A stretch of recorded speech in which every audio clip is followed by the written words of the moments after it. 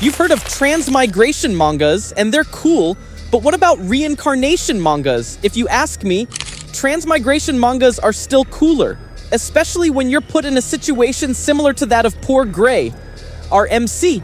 Reincarnation isn't supposed to be this humiliating. One moment, Gray was a powerful king, feared and revered across the land. The next, he's a helpless infant, swaddled in soft blankets and cooed at by doting parents. Talk about a demotion. It's bad enough that he has to endure the indignity of being spoon-fed and carried around like a sack of potatoes, but now he has a bigger problem: magic. Being born into a new world with new rules and a new magic system is certainly daunting. As if adjusting to baby life wasn't already difficult, Gray, now Arthur Leywin, must navigate this strange medieval-like world where swords clash, kingdoms rise and fall, and powerful mages bend the elements to their will. There is one silver lining though: Arthur's new parents are close to perfect. Loving and gentle, but fun and charming, a perfect balance. This new life is quite daring for Arthur, but if there's one thing he knows for sure, a former king doesn't stay down for long. He may be stuck in diapers, but Arthur has big plans, and this time he will conquer the world before nap time. Read on and tag along as Arthur journeys from diapers to mage. People usually use a saying, "the light at the end of the tunnel," when discussing death. You'll see it when you die or when you go through a near-death experience, they say. Gray was never one to believe in these things, but finds his worldview being flipped over when he finally sees this light at the end of the tunnel for himself. He can't quite remember how he ended up like this. The last thing he can recall was being alone in his grand room, overlooking the city from his huge windows. Then, he laid down on his bed, body heavy and mind foggy. Was he poisoned? Assassinated? Considering the number of people who wanted Gray dead, those scenarios aren't so far-fetched. After all, he was a king. Gray starts to accept his untimely death, realizing that nothing can be done about it now. However, instead of the afterlife, Gray hears voices. A congratulatory quip from someone in the room: a couple has just given birth to a healthy baby boy. And that baby boy happened to be Gray but reborn? Infant Gray's vision is blurry, but he can make out two figures, his mother and father, in this new life. Then the world became clear. Gray's first thought is relief. He can understand what they're saying. Then he looks at his mother and thinks about how beautiful and charming she looks. On the other hand, his father has a strong jaw and sharp brows and considers him a strict and serious man. However, to Gray's surprise, his father is a total goofball. Being born in a body, Gray is bestowed a new name: Arthur. Gray takes in his surroundings, finally starting to wonder about where he's ended up in. Weeks go by, and Gray learns that his mother's name is Alice, and his father is Reynolds. Alice is a gentle and kind-hearted woman, while Reynolds, although childish at times, is a dependable and charismatic man. Gray was glad to be born into such a loving family, but being a grown man trapped in the body of an infant is not an easy feat. Especially since he was once a grand king, he has no choice but to behave as Alice changes his diapers.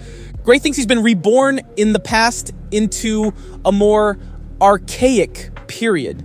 People in the streets carry around huge weapons, while shop vendors are selling suspicious-looking liquids as medicine.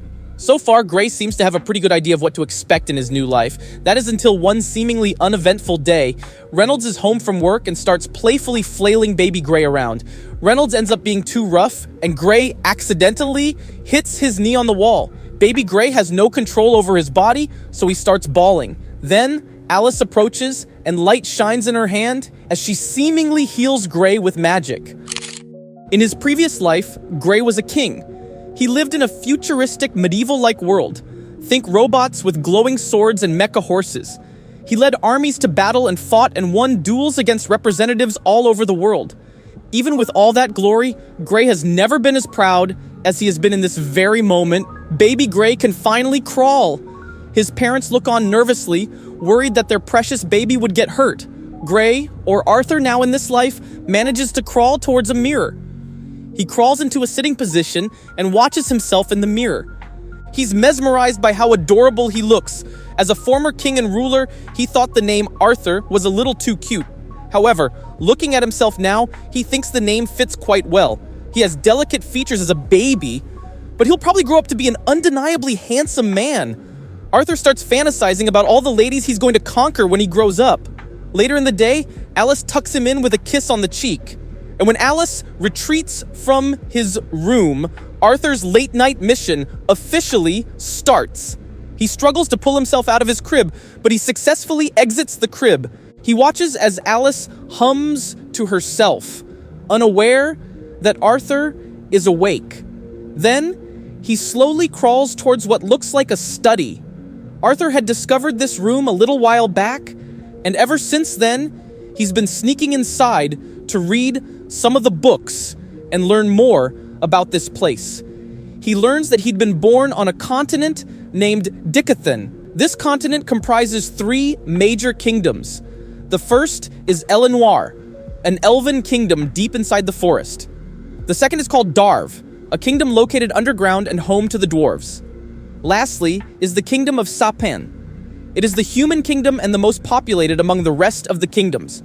This world and Arthur's old world share a monarch system, but unlike his kingdom, the rulership in Sapin is passed down rather than earned. This new world is greatly underdeveloped compared to Arthur's old world. However, Arthur has pinpointed the reason for this world's lack of development, and it's because of magic. In Arthur's old world, they possess something called Kai. It's a person's life force, and its practitioners use it to strengthen their bodies and weapons. This world has something similar, only called mana. The main difference is that ki exists within a person, while mana is present all around us. One can possess the ability to control mana, but it's largely genetic, and only a few inherit this ability. Mana can be used in many ways, but the main methods are called augmenting and conjuring. The people who use the former method are called augmenters, and they use mana to enhance their bodies, allowing them to possess great strength, defense, and agility. This usually means that they have a limited range, which could be considered a weakness. Meanwhile, those who use the latter method are called conjurers, and they work like the benders in Avatar. They use mana to bend and control their surroundings to their will. They must learn to supplement their own mana by taking it from the mana around them. Alice, Arthur's mother, is considered a deviant. She uses a special method and is called an emitter. People who use this method can use mana in casting healing or restorative techniques. According to the books, people who can possess mana are called mage. A mage's first awakening usually occurs between early childhood and late teen years when their mana core manifests. Arthur considers this information and realizes that developing a Kai Center works the same way. He tries to use the methods he used in his previous world, and to his surprise, it works. However, before he can develop it further, Alice interrupts him. She realized that Arthur wasn't in his crib anymore and looked for him. Alice notices something, and it's not that Arthur has developed a mana core as a toddler, it's that Arthur had soiled his diapers. The concentration it took to develop a mana core had caused Arthur to go number 2. 2 years have passed, and Alice laments about her baby. She's inside the study, and she seems to be journaling. After so much time has passed, Alice has reached an undeniable conclusion. Arthur is the cutest baby in the whole wide world. Arthur has vibrant auburn hair and bright azure eyes, and Alice knows Arthur's handsome features will surely get him in trouble in the future. From now on, she decides to become a strict and dependable mother, especially since Reynolds is as close to unreliable as he can get. She writes about how Reynolds had tried teaching little Arthur how to fight when he could barely crawl. Reynolds is the fun, goofy parent of the two. Alice has noticed that Arthur is very fond of going to the small merchant strip in central Ashbur. It so happens that in this small strip, there are people performing magic. Alice doesn't mean to spoil him, but she likes to think of it as a learning experience for Arthur. She laments that Arthur will probably grow up wanting to be an adventurer, just like his father. She's very supportive of this thought, her only wish being that Arthur will end up being a great adventurer. She also writes about Arthur's little habit of sneaking into the study, but decides that it isn't urgent to be concerned about. Meanwhile, Arthur is standing by the window. Arthur laments about all the things he's learned about his new life so far, all while watching Reynolds train outside. Reynolds is fully concentrated, and Arthur mentions that he's been chanting something for a few minutes now. He's standing in front of a pile of small rocks, his arms are outstretched, and he seems to be trying to cast a magic spell. Reynolds enters position, and Arthur watches as his father prepares to cast the spell. Suddenly, rocks fly into the air, and Arthur watches in awe at his father's abilities. Turns out that Reynolds' awe-inspiring abilities aren't as awesome as they seem. Arthur's wonder turns into disappointment as he watches his father fling around the pile of small, tiny rocks. He comments that throwing those rocks with his bare hands would probably take less effort. Reynolds is none the wiser, though, and he glances at Arthur through the window, confident that his abilities have impressed his son. Alice also approaches the window and rubs Arthur's little head. The mother and son look on as Reynolds continues to train, at peace and content. Arthur learns early on that his father is an augmenter, and he starts to wonder what he'll become once his mana core awakens. As an augmenter, Reynolds can use mana to strengthen his body. Reynolds gets into position again, and he waits in concentration. Then, a leaf falls from the trees and lands on the grass. Reynolds becomes alert, and he starts throwing kicks and punches. His body is solid but agile, showing great control of his abilities. Arthur decides that he's had enough of watching Reynolds train, and he turns away from the window. Next comes the great challenge of getting off the tall, high windowsill. Alice notices Arthur struggling to get down from the windowsill, and she misunderstands it as Arthur wanting to take a nap. She picks him up and carries him towards his bedroom. They walk past the study, and Arthur tells her that he wants to read books. Arthur's already 2 years old and can speak. Alice doesn't indulge him, though, and she gently tells him that it's nap time for now. Arthur gets frustrated, so he pulls out his secret weapon. With sparkling puppy eyes, Arthur cutely begs his mother to let him read books instead. Alice is stunned by this adorable display, and she finds it impossible to deny her cute little boy. She agrees to let Arthur play a little bit in the study. Alice carries him inside the study, and she watches him play around with some books. Then, she hears a crash coming from outside, and she worries that the crash is coming from Reynolds. She leaves little Arthur alone in the study to check in on her husband. Once Alice leaves the room, Arthur starts to get into position.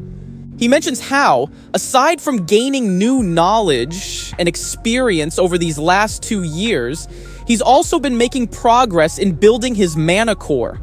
Arthur laments about how difficult it is to build a mana core, considering how slow it takes to absorb mana fragments into his body. However, his 2 years' worth of hard work is about to pay off, and Arthur feels that he's getting very close to successfully awakening his mana core. While Alice laughingly watches her husband tackle a tree, their quaint cottage explodes with a boom. Alice falls from the force of the explosion, and Reynolds hurriedly makes his way to her, using his body to shield her from the explosion. Reynolds is using his body to shield Alice from the force and debris from the explosion. His back is all torn up and he's bleeding pretty badly, but he makes sure to ask Alice if she is okay. Alice is inconsolable. She's freaking out since Arthur is still inside the house. Reynolds finally realizes the gravity of the situation, so after making sure that Alice is perfectly safe and sound, he rushes inside the burning cottage. He goes through the fallen debris, moving fallen pillars out of his way, desperate to find his baby. Then he comes across a sight that shocks him to his core. He falls to his knees, laughing in disbelief. Alice is right behind him, also desperate to find her baby boy. The two watch in both awe and horror, and Arthur's in the middle of the debris and ashes. He's levitating in the air, eyes closed in concentration, and sitting in the lotus position.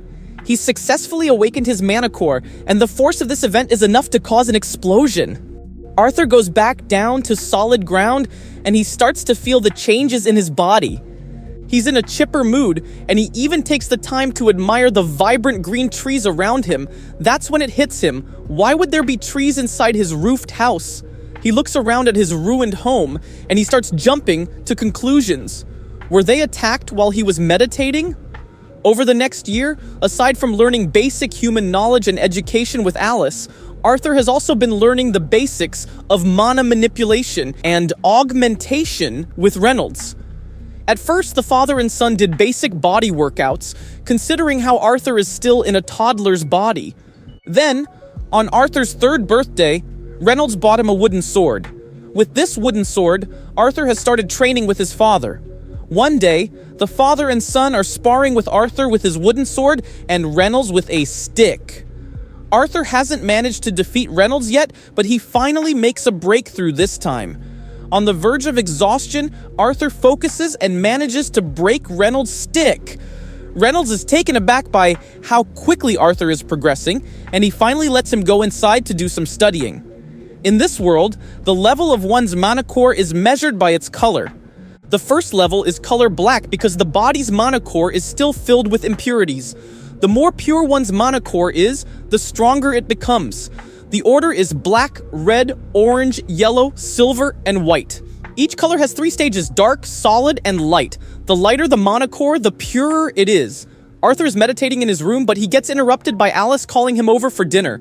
Arthur is a little frustrated by being interrupted, and the dinner table is tense. Reynolds finally breaks the silence, and he tells Alice that it's probably time they get Arthur a proper mentor. Alice is very against Reynolds' suggestion of getting Arthur a mentor. She argues that Arthur is only 4 years old and still very young. Besides, she mentions how Reynolds said he'd be the one to teach Arthur. Reynolds doesn't back down, and he fires back at Alice. He tells her that Arthur's a total mana manipulation prodigy despite his age, and he never expected that this would be the case. He boldly states that his teachings are holding Arthur back. Alice still doesn't agree. She doesn't want her little boy to leave home and stay in some city that is hundreds of miles away. Reynolds argues that Xyrus isn't just some city, and that he has friends there who'll surely take good care of Arthur. The two parents continue arguing, and Arthur watches on, sighing in exhaustion. Then, they turn their attention to him since Arthur should be the one to decide in this case. He spits out some thoughtless statement, not too happy about being put on the spot. He suggests that both Alice and Reynolds just go with him to meet his teacher. The family of 3 came to a decision. They'll be going to Xyrus City. Arthur hadn't expected that his parents would be so keen to go on a 3-week journey to Xyrus. Later in the night, Arthur is lying down and reading a book. Alice enters his room and scolds him for staying up late. She tells him to get some sleep since they'll be heading out early tomorrow morning. Alice explains that they have to go early since they'll be tagging along with some of their friends from the Twin Horns. From what Arthur heard, the Twin Horns party is composed of 2 conjurers and 3 augmenters. They had helped the family rebuild their home not long ago when Arthur had blown up when he awakened his mana core. Arthur is looking forward to their journey, and this is his chance to finally see the vast world. Early the next morning, the family treks on the road, bringing with them their belongings. They meet up at the Twin Horns party, and the 2 parents happily greet their old friends. Arthur politely introduces himself, and the members fawn over him. There's Adam Crench, an augmenter whose specialty is the spear. He has bright red hair, which matches with his fiery personality. Next is Angela Rose, who is a conjurer, and her specialty is wind magic. She has blonde hair and a big chirpy personality. She pulls MC in for a hug, smothering him in the process. Arthur is saved by Durden Walker. He's a conjurer, and his specialty is earth magic. He's a gentle giant, and in all senses of the word, he's huge. Then, there's Jasmine Flamesworth. She's an augmenter, and her specialty is dual daggers. She has black hair and deep red eyes, and her whole vibe is mysterious. She doesn't say anything, only giving Arthur a small nod of acknowledgement. Lastly, Helen Shard is an augmenter, and her specialty is magic archery. She has dark blue hair, and her ears look pointed.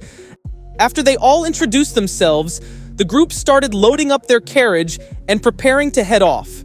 They have 2 carriages, and each one is led by large lizard-like creatures with horns. Arthur is looking forward to this journey. It's evening, and the traveling group is stopped by a pack of rogue wolf-like creatures. The Twin Horns and Reynolds make good use of their abilities and fend off against the creatures. The rest of the group starts a bonfire as Jasmine and Reynolds drag the corpses of the creatures they had just killed back to camp.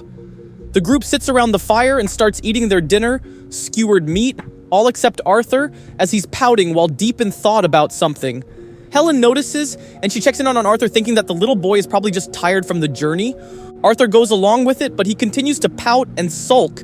Helen takes a seat next to Arthur, and she asks him if it's true that he awakened when he was barely 3 years old, considering how Reynolds bragged about his son being Prodigy throughout the journey. Helen continues to chat with Arthur, and Adam is listening to them from the side. He stands up, announcing that he'll do some stretching exercises before he goes to bed. He asks Reynolds if he can go ahead and spar with Arthur, and Reynolds reluctantly agrees, warning Adam to go easy on the kid. Against his will, Arthur's little body is easily manhandled by Adam, and he gets carried off to a little clearing. Adam looks pretty pumped to be fighting the little Prodigy, and the two fighters get into position. Arthur looks towards his spectating father as a last call for help, but Reynolds just eggs him on. Realizing his father is useless, Arthur finally accepts his faith. He gets into the right headspace, and he channels both his power and experience from when he was a king in his former life. Arthur charges toward Adam while the redhead remains calm and still. Their weapons clash, Arthur attacking and Adam defending. It seems Adam had underestimated the little kids, and he seems shocked by the sheer force of Arthur's first attack. After getting over the shock, Adam gets fired up even more when he realizes that Arthur is indeed a prodigy.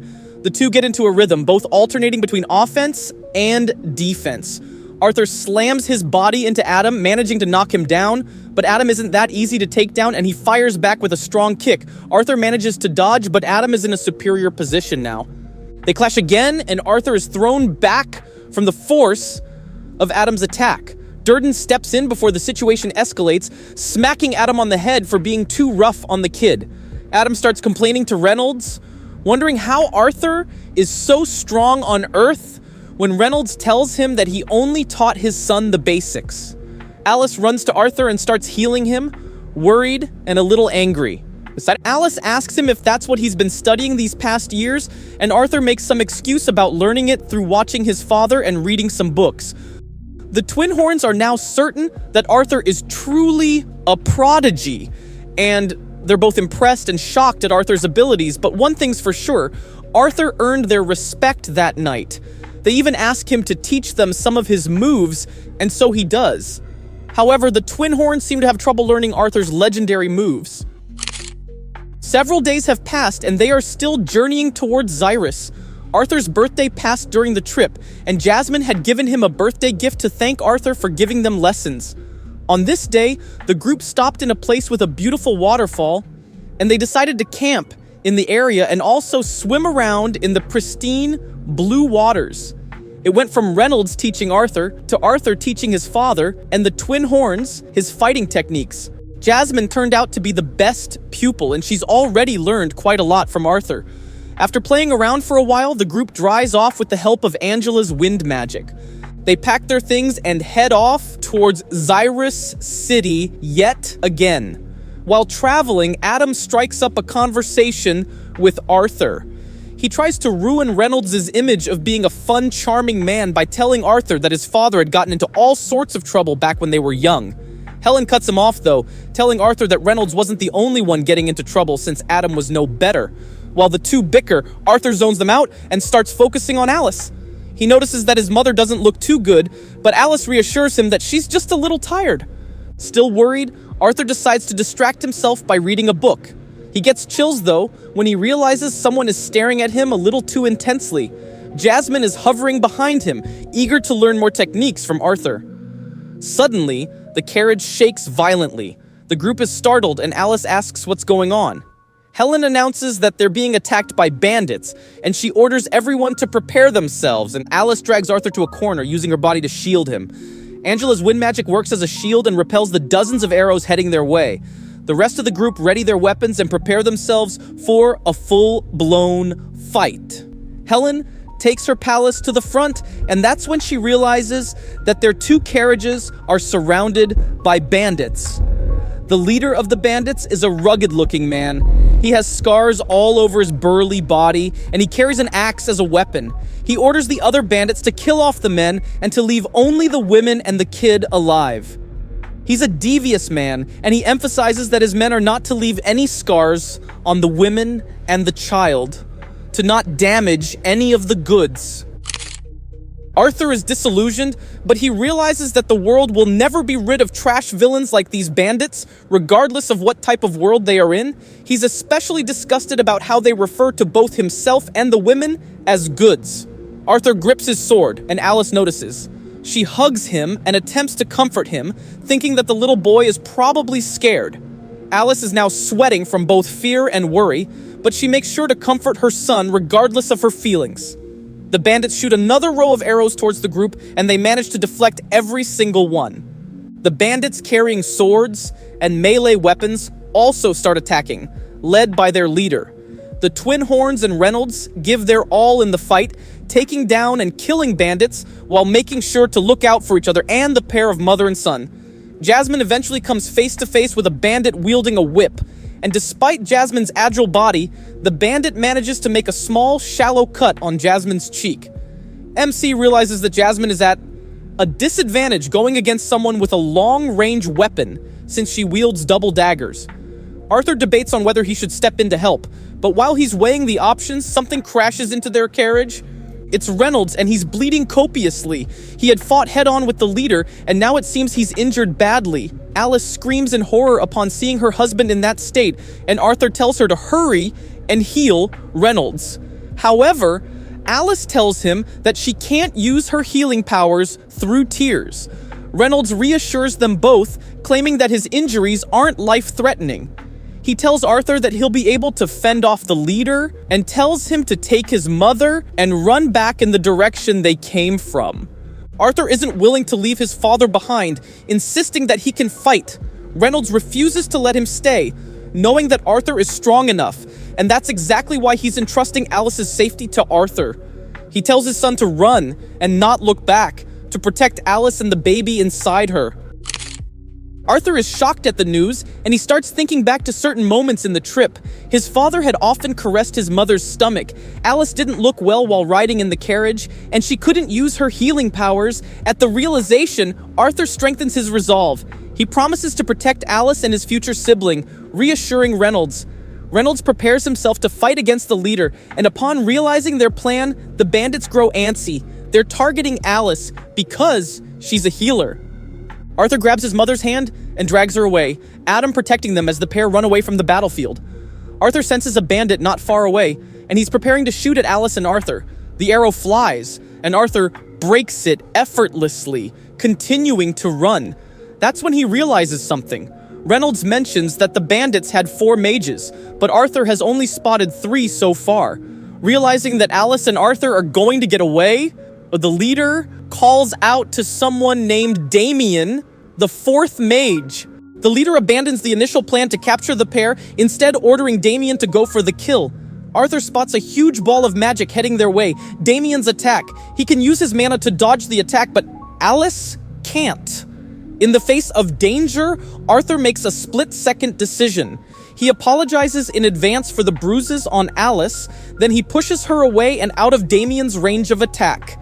He faces the huge ball of magic head-on and throws his sword through the center, aiming for Damien. Attached to his sword is a mana string, and he uses it as a grappling hook. It hits Damien's leg, and Arthur uses all his might to pull Damien with him. The pair are sent barreling towards the edge of a cliff, and they fall. Arthur is quick to accept his fate, realizing that his sacrifice means Alice and the rest will be safe. But he has only one regret, and with tears in his eyes, he thinks about how he's always wanted to be an older brother. Arthur wakes up. He doesn't wake up like little boy Arthur, but as King Gray. He gets out of bed and makes his way out of his room in only his robes. The palace attendants look shocked to see him, but he pays them no mind. He makes his way inside a room, which is assumed to be the council hall. He looks over the various portraits on the wall. First, the council mentions how they're the ones who govern the country and manage its politics and economy. Then, he looks at a portrait of himself, lamenting about the current state of the world. His world is riddled with problems like decreasing birth rates and limited resources. With a world as scarce as this, even wars aren't possible. And so, the wars were replaced by duels, and the armies were replaced by kings, Gray being one of them. A council member, at first shocked at seeing Gray, finally gathers his bearings and greets Gray. He remarks on how being part of the council is rewarding, but he's still quite envious of the fame and glory earned by the kings.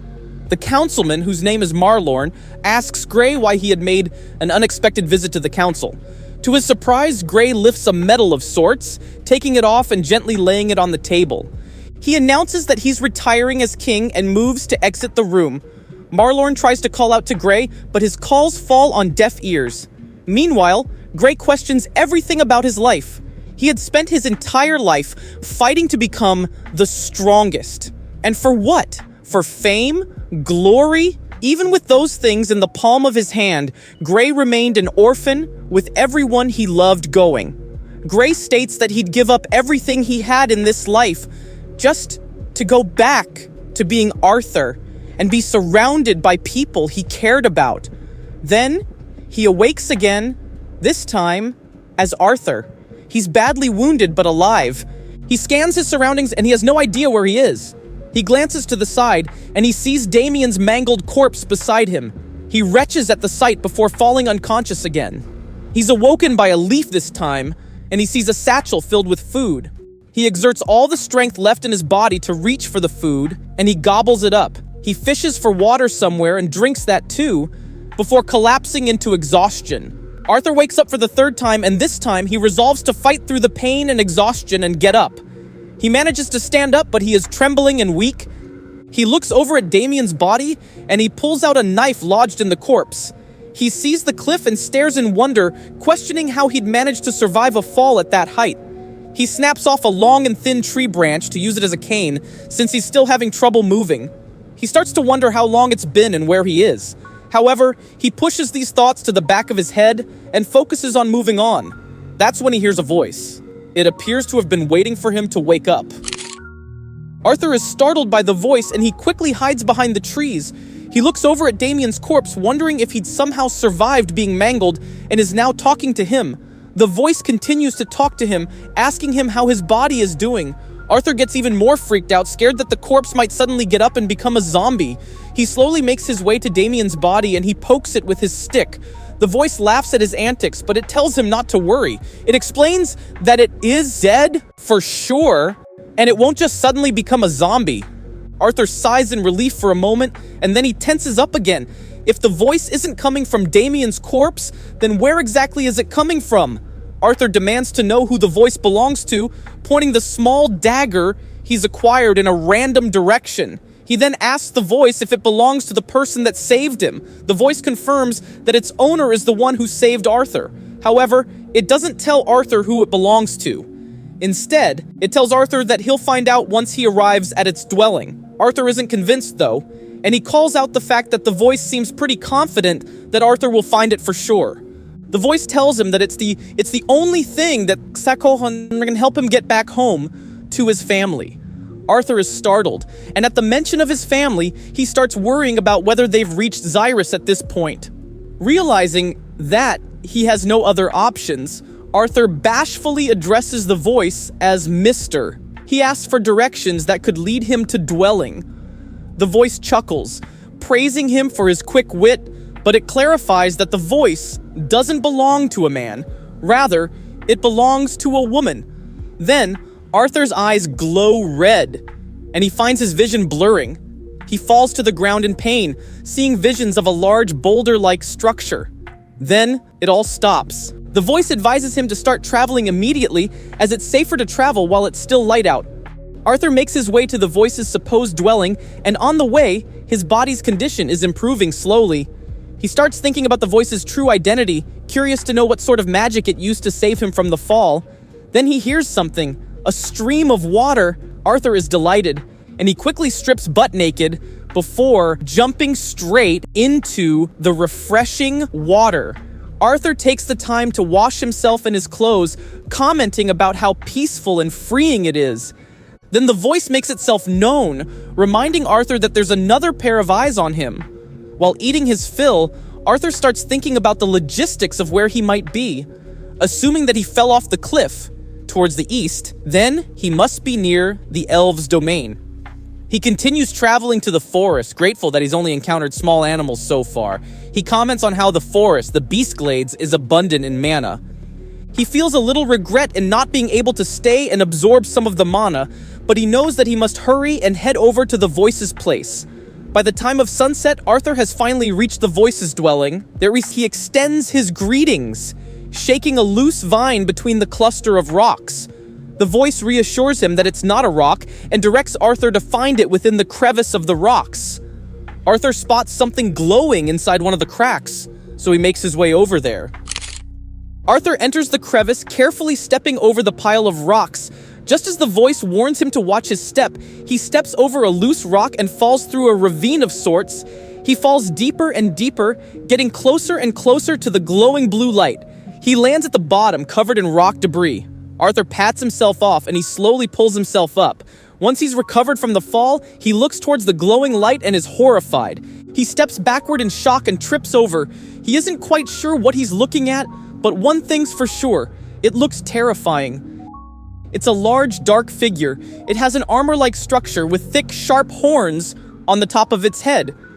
The figure has glowing holes for facial features, and it's sitting on what looks like a crystal-like throne. It greets Arthur, and it turns out to be the owner of the voice. The lady, she stands, and with how enormous she is, her horns scratch against the rock ceiling. She slowly makes her way to Arthur. Meanwhile, the kid is terrified, mouth and eyes wide open in shock. She tells Arthur to close his mouth, lest bugs fly in. Then, she reaches one of her gigantic hands towards Arthur, and it's outlined by a glowing purple light.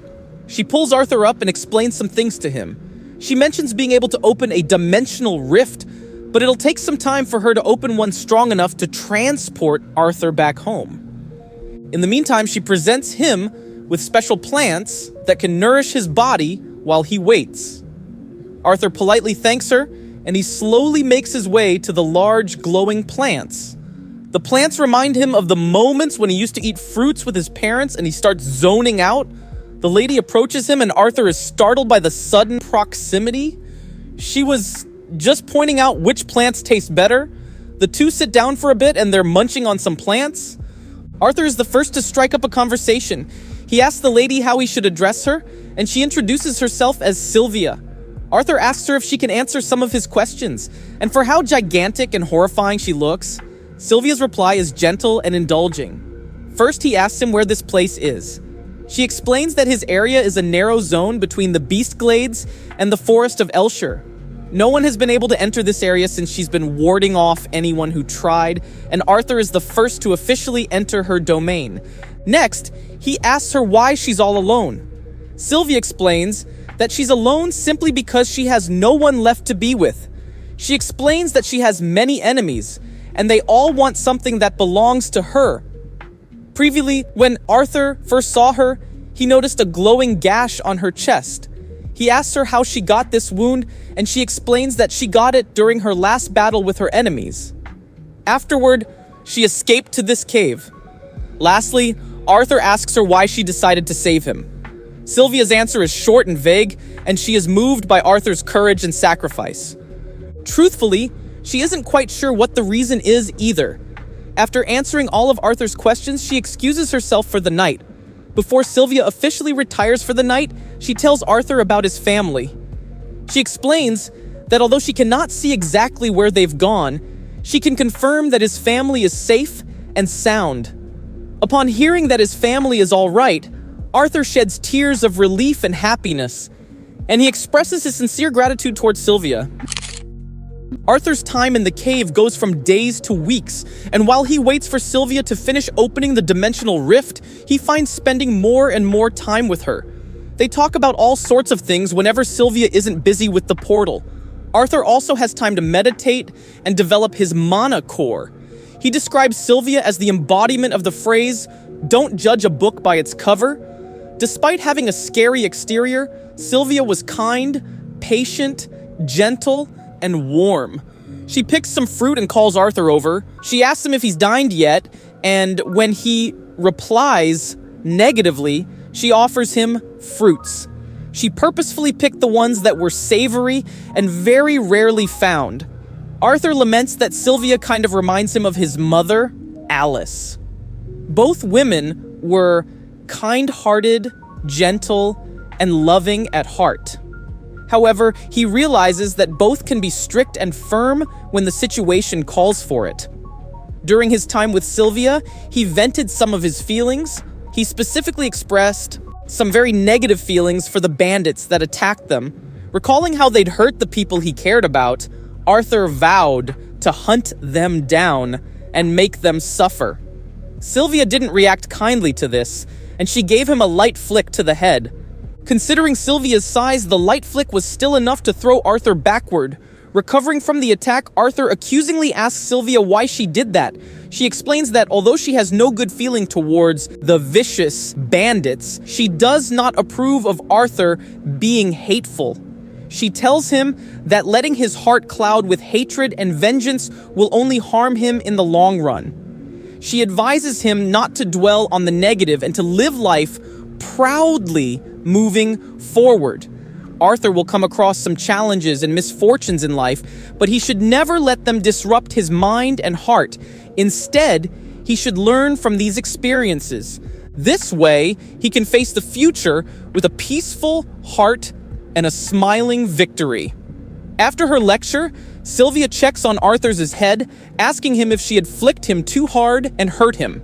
Sylvia's lecture had left a deep mark on Arthur, and he'll carry it with him for the rest of his life. Then, Sylvia's voice in the present takes him out of his head. She calls his attention and asks if there's something wrong with the fruit since he's not eating. Arthur comes to his senses, and he reassures her with a smile. Then, he notices something wrong. Sylvia's wound is festering, and it's bleeding, glowing red blood. Arthur directs Sylvia's attention to her wound, and he starts growing worried. However, Sylvia assures him that it's normal for the wound to fester from time to time. Arthur accepts this explanation, and he starts relaxing again. This time, it's Sylvia's turn to ask questions. She's been meaning to ask Arthur about his mana core. She's aware that humans usually awaken their mana core around the age of 12 or 13, so she wonders how Arthur has managed to develop his mana core already. She mentions that Arthur is even able to utilize mana more efficiently than many full-fledged mages. Arthur brags about being a genius according to his parents' words. Sylvia seems to have thought of something. She comments about Arthur being able to learn it. Arthur wonders what she means, but Sylvia doesn't waste time and demonstrates it for him. She's able to meditate and absorb mana while moving around. Arthur watches in awe, wondering how on earth she's able to do something like that. Sylvia attempts to teach him.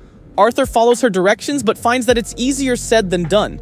Sylvia explains that mana beasts can use this technique since they awaken their mana core much earlier than humans. So following this logic, Arthur should also be able to succeed. Hearing this, Arthur is motivated and he promises to do his best and learn. Sylvia trains him for a while and Arthur works himself to the point of exhaustion, eager to learn this technique. His hard work pays off, and after a long time of training, he's able to successfully absorb mana while moving around. Arthur is about to celebrate his victory, but he notices that Sylvia has collapsed and is profusely bleeding out. Horrified, Arthur calls out to her. He rushes to her side, worried and panicked. He notices that she's practically lying in a pool of blood. Arthur tries to flip her over, but finds that she's far too heavy. But he refuses to let his friend die, so with all his might, he manages to flip her over. He finally sees her wound, and it's so much worse than it's ever been. It's flowing blood like a fountain. Then, he notices the portal beside him. Arthur realizes that the reason Sylvia's wound is getting worse is because she's exhausting all her mana to create the portal for Arthur. Upon realizing this heartbreaking fact, Arthur breaks down in tears. Despite being on the verge of dying, Sylvia still attempts to comfort Arthur, taking him into her hands. Arthur spends the next moment crying his heart out, expressing his hurt and heartbreak like the child he was on the outside. Sylvia has propped herself up to a sitting position now, but her wound is still heavily bleeding. She patiently waits for Arthur to calm down. She tells him that they don't have much time left together, and she doesn't want their last moments together to be bleak and sad. She doesn't want Arthur to blame himself. Arthur continues to sob his heart out, and he doesn't want to lose his friend. However, the inevitable cannot be stopped. In her last moments, Sylvia shows Arthur why her name is exactly that. Such a majestic name doesn't quite suit the monster she is on the outside, so she turns back to her original form for one last time. Sylvia's true form is a griffin dragon-like creature. She's white with golden patterns embedded on her skin. Her wings are wide with beautiful white feathers, and she has horns on the top of her head. Her eyes are a mystical purple. Arthur is in awe. Sylvia is true to her name, majestic. Sylvia explains that she'll use the time she has left to finish the portal, but there are still things to be said. She mentions that since her veil has been shed, they will be coming soon. The portal shines brightly with a rainbow of light. Sylvia addresses Arthur, asking him to listen carefully. She hands him a palm-sized egg and directs him to cover it with one of her feathers. This way, its aura will be concealed. Then she asks Arthur to bear with it for a moment before she casts a spell of some sort. Glowing runes appear on Arthur's body, seemingly painful, but they look to be the same runes on Sylvia's body. When it ends, Arthur looks up at Sylvia. She's lost her golden patterns now, her wound is pouring blood, and her eyes have turned a dull yellow. There isn't time to dwell on it, though. Sylvia explains that she didn't have the time to direct the portal exactly to his family, but he will be transported somewhere where there are humans nearby. However, before Arthur can step into the portal, an odd figure appears. It looks similar to Sylvia's armored form. It demands her to submit, but she pays it no mind. She focuses her attention on Arthur instead. She asks for one final request. She wishes Arthur to call her grandma just once. Arthur refuses, telling her to just go with him. The pair shed tears, knowing that they have no choice but to part ways. With no time left, she throws him directly into the portal. But before it can close, Arthur calls out to her one last time, "Grandma!" That's a wrap for Beginning After the End. Chapter 1 to 15. Would you like us to cover the next 15 episodes? Drop a comment what you think, and while you're at it, hit that like, subscribe, and the bell icon for more anime, manga, and manhwa recaps. See you again here on Anigo.